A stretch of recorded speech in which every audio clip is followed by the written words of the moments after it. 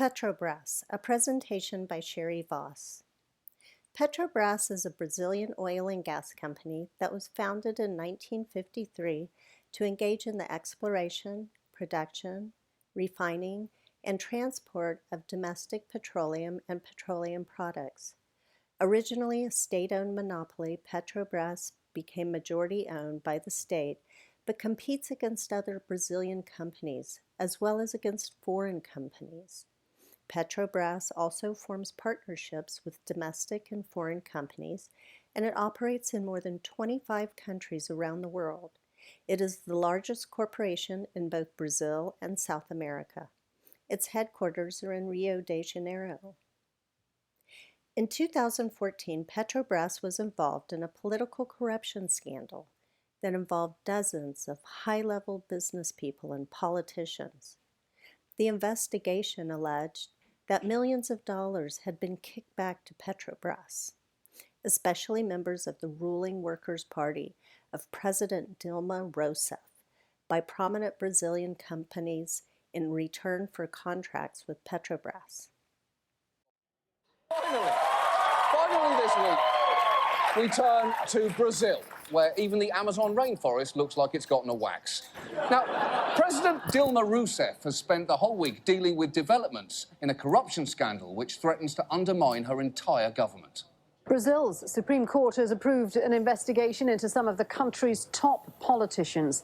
They're accused of taking bribes in exchange for lucrative oil contracts from the state-run oil company Petrobras.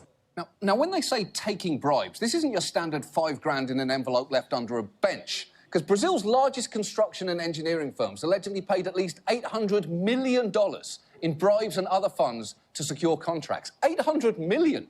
You'd need an amazing construction firm just to build a bench large enough to hide that bribe underneath. More than 30 members of Rousseff's ruling coalition are under investigation, so she took to the airwaves this week to try and calm people down. Você tem todo o direito de se... You have every right to get irritated and be worried, but I ask for patience and understanding because this situation is transitory. Is it? How is it transitory? Because unless you're about to flash the entire country with one of those memory-erasing sticks from Men in Black, I don't think people are going to forget about this. In fact, Brazilians weren't even listening to her speech for a pretty loud reason. Her critics had organized a kind of pot-banging protest, and I was in Sao Paulo, leaned out the window. It sounded like a football game. People were banging their pots, honking their horns. Fora!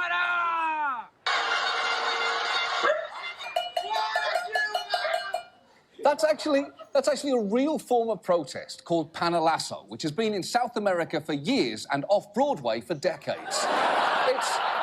It's so entrenched, it's even taken place on the floor of Brazil's legislature. Do bom senso do povo brasileiro. Minha homenagem ao povo brasileiro. Now, I love everything about that, but the best detail there is the sign language interpreter. Even he is banging invisible pots in disgust. And if you think that Brazilians are overreacting to this story, there is one more thing you should know about Rousseff's involvement in this scandal. President Rousseff chaired the board of Petrobras for 7 years when much of the corruption is believed to have taken place. She's been cleared of any involvement in the scheme. How has she been cleared? She chaired the board of Petrobras while the bribes were... There's only one way to handle this.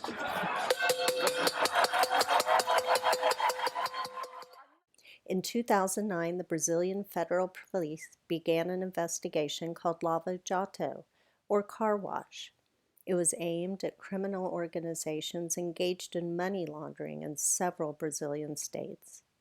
The Lava Jato investigation is extremely broad and involves numerous investigations into several criminal practices, focusing on crimes committed by individuals in different parts of Brazil and sectors of the Brazilian economy. Over the course of 2014, the Brazilian Federal Prosecutor's Office focused part of its investigation on irregularities involving Petrobras's contractors and suppliers, and they uncovered a broad payment scheme that involved a wide range of participants.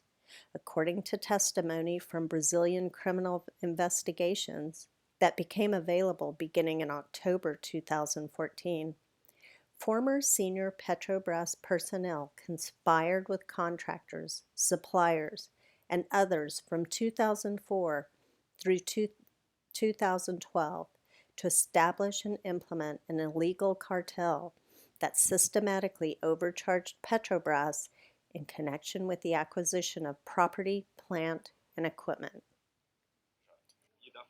Bruno Brandao heads the Brazilian Office of Transparency International, an NGO that combats corruption around the world.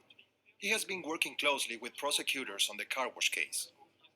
A eficiência do sistema de exportação da corrupção é muito diferente de qualquer outro caso de grande corrupção do mundo. Era sistema mais eficiente porque era o mesmo sistema aplicado nos diferentes países. How could you explain the fact that Lava Jato took place here in Brazil? How was it possible? What was the significance of the case? E o problema da corrupção no Brasil é sistêmico. O mecanismo é uma corrupção quase tradicional. Modelos de superfaturamento de contratos, cartéis de empresas. Novo, a escala, os valores, o número de pessoas envolvidas, autoridades, empresas. E a dimensão desse caso é que é extraordinário. Foi uma investigação que atingiu, dentro da hierarquia do crime, os mais altos graus, níveis de responsabilização. Algo que não havia ocorrido ainda. Federal Police Inspector Felipe Hayashi heads the Financial Crimes Unit of the Car Wash Task Force. A Operação Lava Jato ela detectou a existência de um cartel de empreiteiras que atuavam junto à Petrobras. Então, as empresas elas atuavam em conluio, no sentido de forma pré-determinada, então, elas destinarem para cada uma, dentro de um clube que foi criado.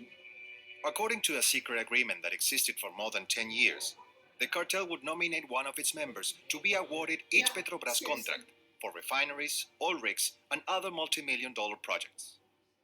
Foram apreendidos documentos sobre o cartel que buscavam regular o comportamento das empresas do cartel como regras de campeonatos esportivos de diferentes esportes.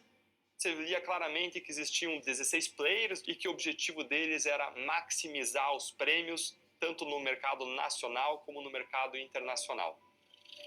The cartel rules resulted in steep overpayments for the work done. Petrobras executives were bribed to go along, and the cost of the bribe built into the contract. Two former Petrobras executive officers and one former manager were involved in this payment scheme, who left Petrobras in April 2012. The overpayments were used to fund improper payments to political parties, elected officials, or other public officials, individual contractor personnel, the former Petrobras personnel, and other individuals involved in the payment scheme. What was the outcome in the U.S.? Petrobras agreed to pay $2.95 billion to settle a U.S. class action suit brought by investors who claim they lost money as a result of the corruption scandal. Petrobras denied any wrongdoing under the deal, which is one of the largest security class action settlements in the United States. Investors sued Petrobras after prosecutors in Brazil accused former executives at the company of accepting more than $2 billion in bribes over a decade, mainly from construction and engineering companies. Petrobras claimed it was itself a victim, and it expressly denied any wrongdoing in a securities filing. But its market value has plunged as the so-called Lava Jato or car wash corruption scandal has deepened.